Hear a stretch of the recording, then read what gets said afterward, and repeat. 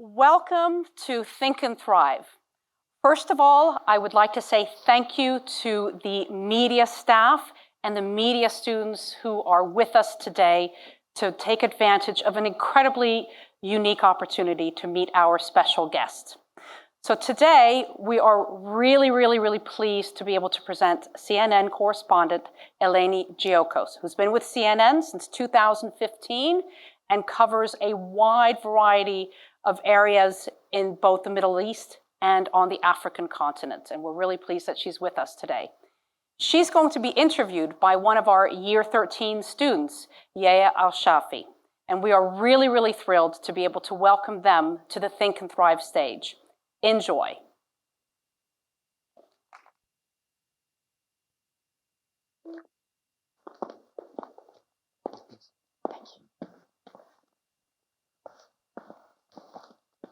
Hello everyone and welcome to our Think and Thrive series. We are here joined today with the lovely Miss Eleni Giokos.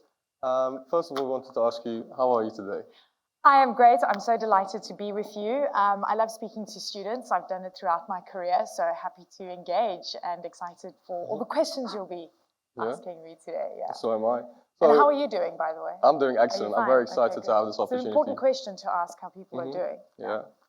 So in the beginning, we want to know a little bit more about yourself and your bit of personal life. So firstly, I'd like to ask you, where were you born, and tell us a bit more about your upbringing, where you were brought up. It's such a long story. You know, I'm 40 years old now, so I hope you have a lot of time. I was born in Greece on an island called Limnos. And when I was about 4.5, 5 years old, my parents decided to move to South Africa. And then we went to a small coal mining town. And I grew up there and left when I finished school. But it was a very difficult environment. So you can imagine it was environmentally not the greatest of places. I grew up seeing a lot of inequality. My dad had a little store in the mines where we would sell general goods. I would work there on the weekends. I would work there on holidays. Witbank, Emalachleni now is what the town is called, was a tough place. And all I wanted to do was get out of there. That was sort of my big ambition while I was growing up. But it really did set me up to understand the world a bit better, to get insights into how people lived from different, LSM groups, so, from the poorest of the poor to some of the wealthiest of people around me. I didn't go to a very good school. We didn't even have a library. So there's a lot to kind of interrogate about my upbringing, but in short, it wasn't an easy childhood. Yeah, I can imagine it must have been difficult in such environments. And I also want to ask you, well, obviously we're here in St. Mark's School, so what did you like about school and what did you not like about school? What I liked about school, I love learning. I was extremely curious. So for me, every single day, it was just exciting to learn about different topics. I was just elated to be in that environment with some great teachers, some not so great teachers, which my marks would suffer.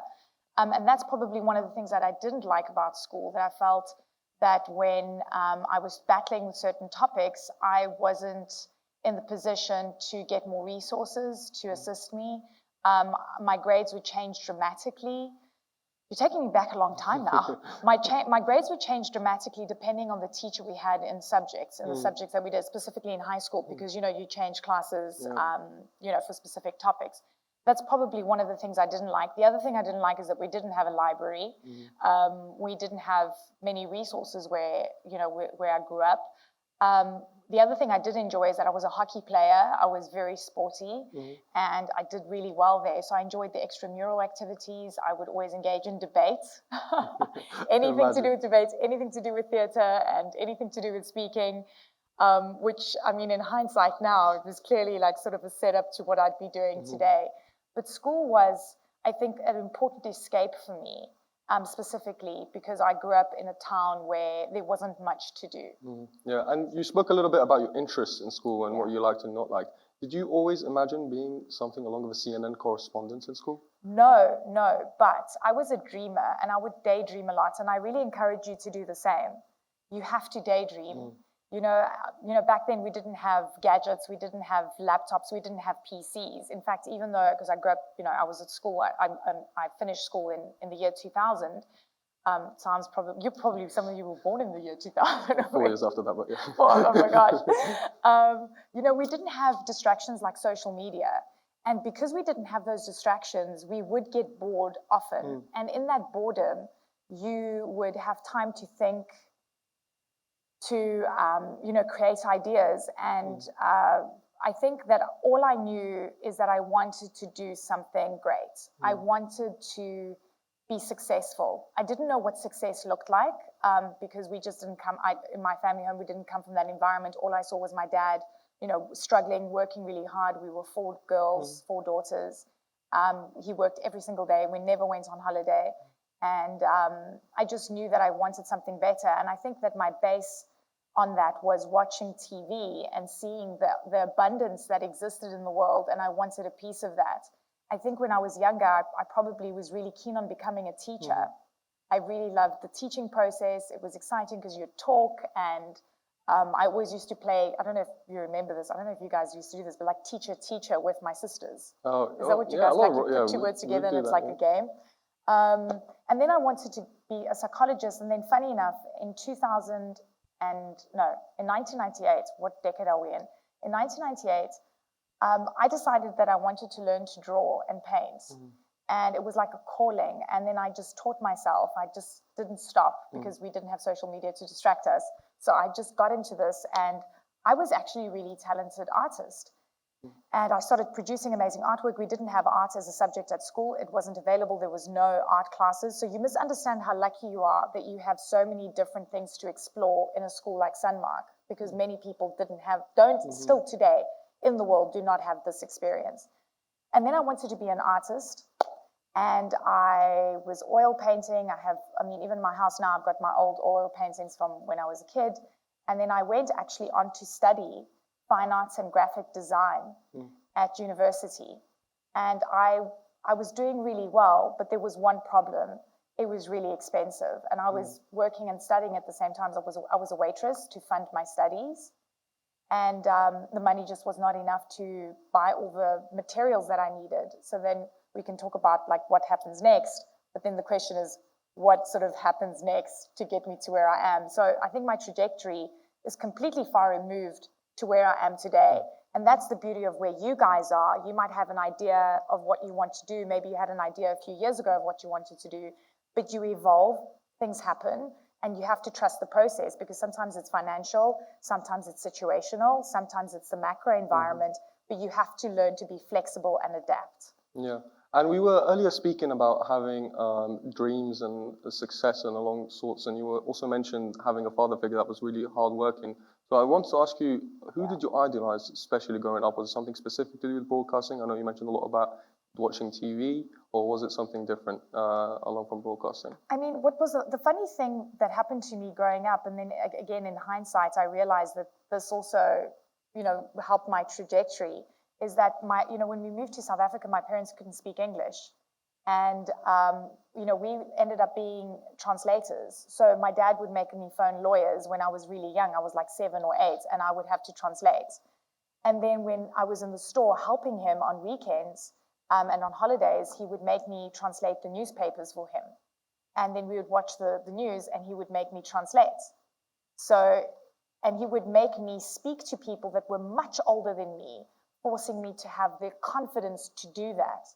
And that really helped me. I think in terms of who I idolized, my parents, because they worked relentlessly to put food on the table. Simple as that, right? I think for many other people living in Dubai, many people don't have that experience because we're in a very different bubble and different world, which is great. But having that perspective really just did alter me. So my mom and my dad, my mom is amazing. She grew up in a tiny little village. She lived a very difficult agricultural life. And, what they offered us was just grit, endurance, resilience, and flexibility, which I think are some of the most important characteristics you can embody.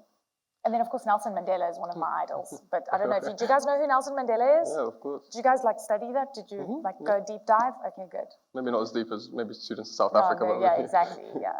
But also we talked about resilience and a lot of the challenges you have faced, and we're moving on a bit to your professional career. What was the most, I'll say, challenging story that you had to cover or something along your workspace? You know, I mean, we didn't really talk about how I got from art to journalism, but you should ask me that because you might have fun with that. But fast forward to some of the most challenging things I've done. When I started traveling into Africa, so you must understand, Africa is very unequal. There's huge inequality, there's big poverty rates, and there are some difficult things that you would encounter, right?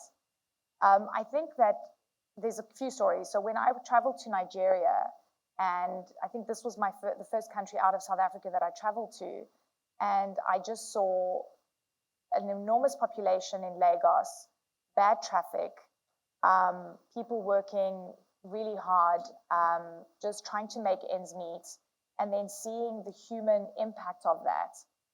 Trying to capture that in my story was absolutely vital, and that was difficult for me because you can't help these people.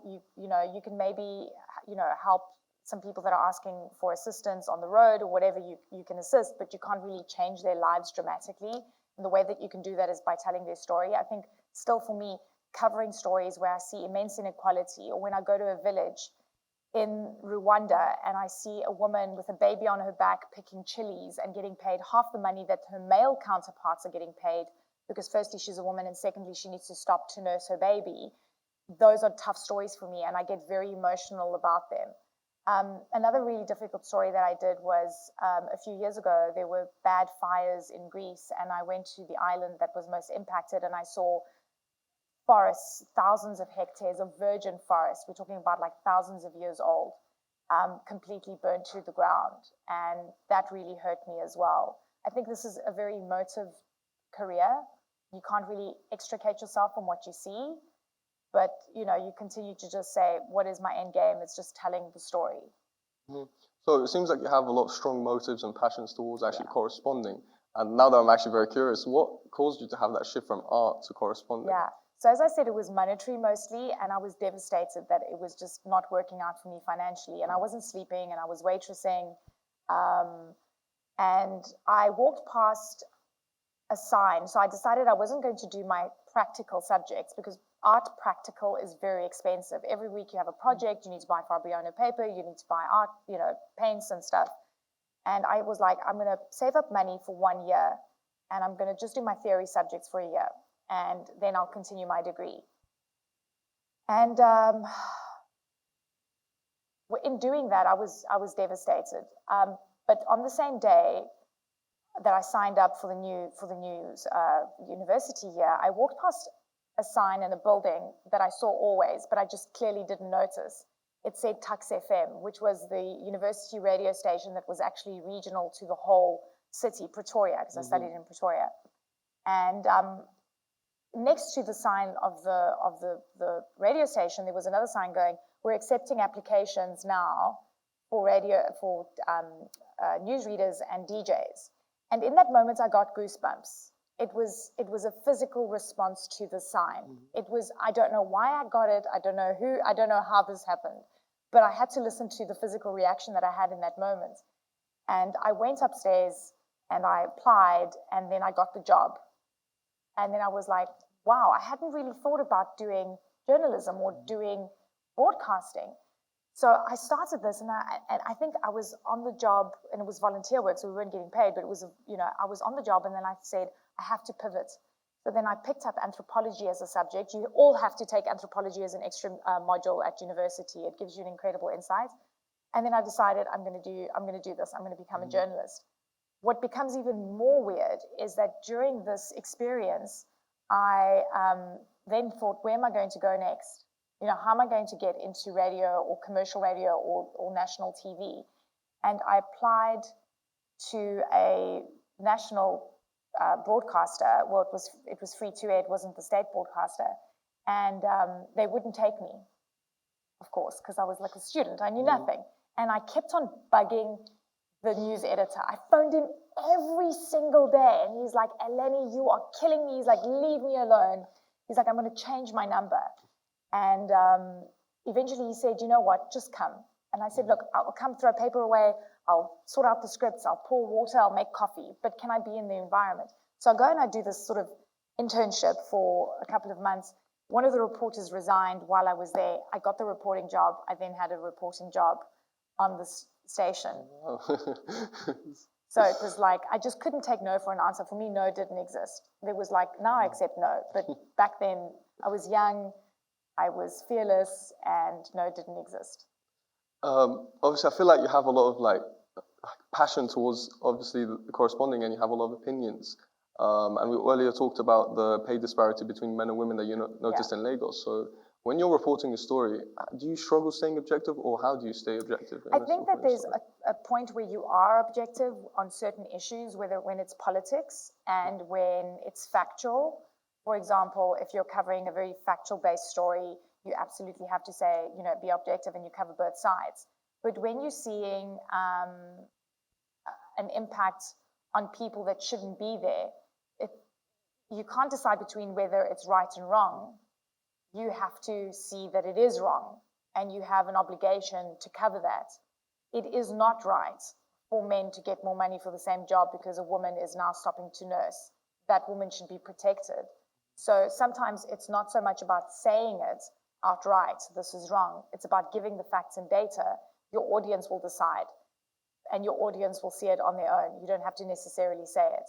Do I feel that it's wrong? Yes. Do I say that it's wrong in that many words? I won't say it in terms of doing the story, but the data and the facts will speak for themselves. And I think people watching pretty much will figure it out, that it's, you know, it needs to change. So you would say that the main determining factor for determining or deciding which stories to cover would be kind of guiding where your morals stand and just kind of letting the audience see it for themselves. The audience needs to figure it out for themselves. But I mean, the kind of stories that I cover right now, I have a show called Connecting Africa. We do stories from across the continent on industrialization. You know, I don't know, do you guys look into the African continent as a topic? Do you guys cover it? I mean, do you I'm sure some of the study? geography students do. Yeah.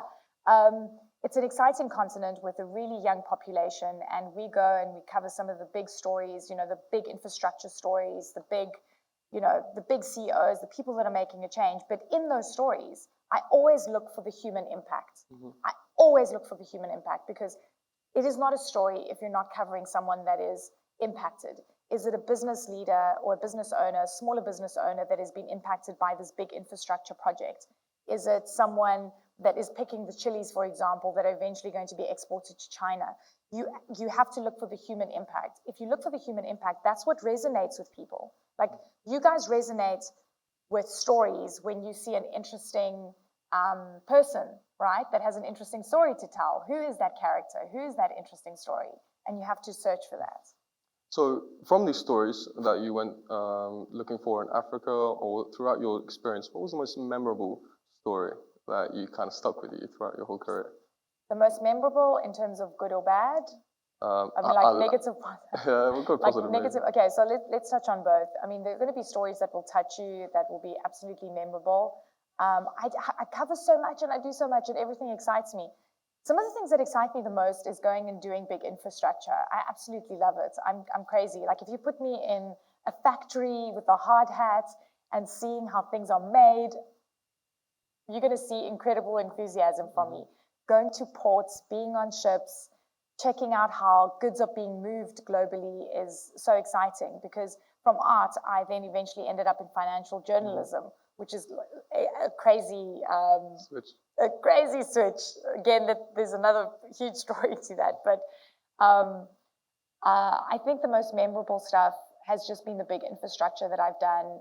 And then some of the saddest stories have been just meeting people in remote areas that don't have water, that don't have electricity, that don't have a means to get out of their reality. And that hurts me to no end. So obviously with infrastructure, there's a lot of change going on around the world, and a lot of things we're experiencing that are different daily. So what do you think are the biggest changes, or what are the changes have you experienced in your journalism career that you've seen through social media, or you think through the social aspect of just communicating with people in general? So from a social media Yeah. perspective, Yeah. digital. Yeah. So you know, when I first started my career, we had tapes. We had tapes, these little tapes, they were this big, they would go into the camera. They weren't memory cards. We would put them into the camera, and then we'd have to go back to studio, and the story would need to be out in like 2 hours. You would have to ingest this. It would then have to be downloaded. In real time, you couldn't speed it up. It had to, like, for as much time as you filmed, is as much time as it took to ingest. Then you go back and you watch. You write your time code, so you know it like 1 minute 20, you know, it's this visual, and then the other, you know, whatever, you'd see a helicopter or whatever. Then you'd have to write the time codes, write your scripts, write specific time codes that then the editor would have to take off. That we would have apples. I mean, I'm not that ancient, but back then, like 10 years ago, before me, it was even worse. And it would take forever. Suddenly, there was a huge catalyst where suddenly we had memory cards. That changed everything. It was faster, it was more efficient. And then in tandem to that, suddenly I remember when I opened my first Facebook account, you know, I opened Facebook, it was like crazy. It was like the first social media. Mm-hmm. It was like, what is this, you know? And then it just started changing. And I think, again, looking back, I wish I was more present in the early days, because I think I would have built myself a better social media presence than what I have today. And then suddenly Instagram came, and you're like, oh, it's so much time. But it has changed the way we think. It's changed the way we communicate. And I definitely think it's changed journalism forever. Mm-hmm. So what would you think are like examples where media has had a positive social impact on corresponding or on your career in general in the field? So media generally has a positive impact on all of our lives, as well as probably negative depending on what you do and what you watch. But if it wasn't for the media, there would be a lot of stories that you wouldn't know about. Mm-hmm. If it wasn't for the media, a lot of stories wouldn't be investigated. I'll give you an example out of South Africa. I don't know if you know that there's big corruption issues in SA. It was basically revealed by journalists asking questions. And then it became a big thing where government couldn't ignore it, because now the whole population knows about it. There are more stories like that around the world. And, you know, media is a vital part of the value chain. I know that there's been a big push to discredit media, to call us fake news, to say that we have an agenda and that we get phone calls every day from people telling us what to do. That does not happen. It is not the case. The people on the ground, the correspondents, the journalists are working to gather information. We then feed that information to the network. We have to verify our sources. We can't just say what happened without any verification or any proof. There is a value chain of what happens. And by the time it gets to you on TV or to a written document, you must know that we've done enormous checks and balances before we've published something. Okay, excellent. And now on a more light-hearted note, we have some fun rapid-fire questions. Oh, gosh. You have 0 seconds to answer these, so I need immediate answers. Okay? Here we go. In the past week, month, or year, what was your most positive moment? So many. Just one. Okay, this year, Salt Lake City, the NBA invited me to go to the All-Star game, and it was so exciting. It was so great. Weekdays or weekends? Weekends. Netflix documentaries or books? Documentaries, Netflix documentaries. Apple or Android? And mountains or beaches for holiday? Both. Describe yourself in 3 words. Passionate, hardworking, slightly mad. Self-help books or coaching? Self-help books. If you could change one thing right now, what would it be? Poverty. What was your last Google search? Jack. I Google everything. Oh, man. I don't remember. I Google everything every second of the day. 0 seconds. Oh, I'm sorry? 0 seconds. What was 0 your seconds. Oh, you're being serious about the series? I don't know. I don't know. You're going to have to check that. All right. What was your most memorable story?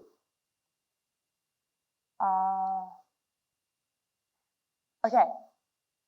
The fires in Greece. The fires in Greece. Yeah. And what do you not want me to ask you? Whether I'm coping. Oh, interesting question. Now we have some of our media students here, and a lot of them are obviously looking to apply to universities and looking for a career in journalism. So what advice do you have for those students who are interested in studying journalism? There's a lot of things about my journey that I didn't say, but I hope that you drew something from the fact that I didn't have journalism in my mind from school. I pivoted. I then went from arts to being on radio, then from radio to being on TV, then from TV being to another radio station, and then how did I get to financial journalism? I took the plunge because I heard CNBC was coming to Africa, and I knew nothing about anything with finance. And to learn, I started taking newspapers and circling people's names, and then I'd phone them and beg them to be my mentors, which was crazy because I was phoning asset managers that were really well known, and I was like, hi, my name is Eleni, and would you be my mentor? And I'd get people bursting out laughing on the other end of the phone, but so many of them said yes, and I'd go spend time with them. So the point of that story is that no matter what your environment is like, no matter what your knowledge is, no matter what happens or how many people say no, you don't take no for an answer at your age. You keep pushing and you figure out gaps and loopholes to get there. For me to start working in business television, when I sent my CV, they said, this CV is not what we're looking for. You know nothing. You didn't study finance. You know nothing about finance. And I kept on. I was relentless. I just refused the no. I just refused. And then he said, send me a photograph so I can see that if you've got the look for TV. And I said, I won't send you a photo. I'll drop a photo off. And he says, I don't have time. Then I said, do you park your car in the parking lot? And he said, you are irritating. And I said, I'll drop it off at the parking lot. And eventually he had coffee with me. And then when I went for the media, for the interview, it was 10 o'clock at night at a hotel. And the HR guy said, listen, I've put you in last because you're not going to get this job. You're just irritating me, but let the investors tell you that you're not the person we're looking for. And I had a plan. I walked into the office, I walked into their room, and I said, I know that my CV is not great. I know that I know nothing about finance, but I have a proposition. I will quit my job where I'm earning money and supporting my family if you give me a 3-month chance to prove myself. If I do not prove myself in 3 months, you lose 3 months of salary, which is nothing, but I lose everything because I will have to now find more work. And they looked at me and they just sat back and they were like, wow, okay. And they gave me the job. And that's when I worked on the mental. So the reason I'm telling you this is the advice that I'm giving you is you go to university, you learn what you need to do, but actually the hard work is going to come in when you need to find work. Because university is fun and games, you're studying hard, you're working hard, and then suddenly you finish your degree and you're like, okay, what do I do? What's that next step? That is what's going to challenge you, and you need to start thinking about it now. You know, you need to get your head around what attitude you're going to have when you are applying to work, to jobs. Sorry, that was long. No, it's fine. So during these obstacles that you've clearly faced during your career, what keeps you motivated? Like, what keeps you going? My family. I think everyone has a different background, but you have to ask yourself, what is that motivating factor? For me, I had no choice. It was either going back to that coal mining town or doing something with my life. And I had no safety net. I had no family safety net. I had nothing. And that keeps motivating me. For me, that's vital. But the other thing that motivates me is the incredible work that we do at CNN. I'm so excited every day. I have no idea what my day will look like. I have no idea who I'll meet. I don't know where I'm going to be flown to next. Sometimes I get a phone call at 5 o'clock in the morning going, Eleni, pack your things. It's awesome. It's great. It's like the most exciting career you can have. But you want to be a doctor now, so I don't know if I've convinced you. I might be swayed over to the other side now. So we've spoken about the past of journalism and how it's evolved now. What do you think the future of journalism looks like? I think it's a combination of, it's distribution of the way that media and news is distributed. So I think traditionally, particularly when I was growing up, it would be the TV, it would be news at 8 or in the morning or whatever, and that was our consumption. Then suddenly news stories are online, which was never really sort of happened before until sort of the early 2000s. And then it's evolved, it's Twitter, it's social media. what is the future of watching television? Who watches television at night? Who watches news? Really? Oh, done. Do you watch local news? Do you watch CNN? Do you? That's fantastic. So I'm curious about consumption. I don't know how the I don't know if it's going to be the distribution that's going to drive consumption, or the way we consume is going to change the way we distribute. But media and news will always be with us. It is an important part of our lives. The question is, what is that model in terms of distributing and the way that we consume? How do you consume? I'd say actually most of the news I get now is through following the CNN or the social accounts so you on follow Instagram. social accounts. Yeah. Interesting. You don't really look at the website, right? No, Unless you click on and then it directs you. Mm-hmm. So isn't that interesting? Yeah. That's an interesting And a lot of way. the stories now are covered on the top front pages of Google or the front pages of Instagram, and kind of get the news through there now. I feel like the digital age changed the way we consume it. It did. It changed, and I think that it's going to still evolve. But let me tell you, if there's an earthquake in Turkey, you're going to switch on and you're going to watch CNN 24 hours a day. You know, if there's a big story, it is still absolutely important to have that access to a television set, you know, flat screen TV or whatever we call it nowadays. Sorry, I'm like living in the past, to watch the news, especially if it's breaking news. Well, that's it for the questions from me. I'm sure we have some audience there in the crowd that would like to ask some questions themselves for Miss Eleni. Hi, my question is, what are the moral responsibilities or values a correspondent should consider and have when they conduct their job? The moral responsibilities, yeah? Yeah. So your responsibility is to give facts, no matter what, and then to interrogate the facts that are presented before you. Who is saying it? Are you seeing it? Can you verify it? And dig to get to as many angles as possible, because a story is made up of many angles. It's not just one angle.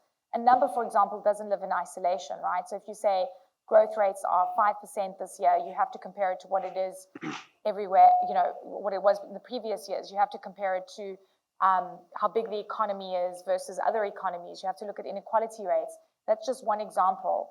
But if you're looking at a human story, if you're looking at covering war, you have to try and talk about the facts that are presented in front of you, to present those facts to the audience, but to ask the questions around it. So never take anything at face value. That's one of the biggest responsibilities that you face as a journalist. Any other questions? I have one more question. So were there any skills that you acquired from the arts when you convert over to being a correspondent? Sorry, I didn't hear that. So were there any skills that when you were doing the arts, were there any skills that you brought over when you decided to be a correspondent?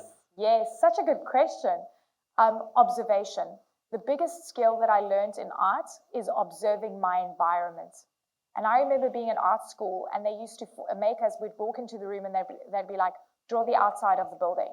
And we'd be like, what do you mean?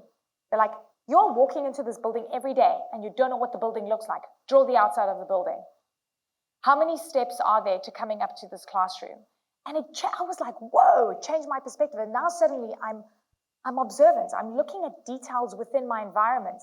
And that was probably one of the most important skills. It taught me creativity, and it taught me observation, and absolutely vital skill that I will never forget.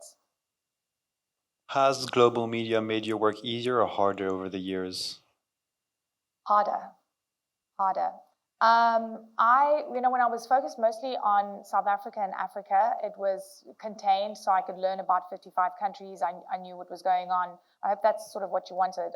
It was easier, it was more contained. And then as soon as I started covering more global issues, can you imagine knowing a little bit about everything, or having to get the context about everything, about a little bit about everything? So you covering Haiti, for example, suddenly the president is assassinated. You have to do a deep dive and understand what's going on, so that you can understand the context, so you can do good interviews and understand what's going on. And then suddenly there's an earthquake in Turkey. You need to understand the history of earthquakes in that region.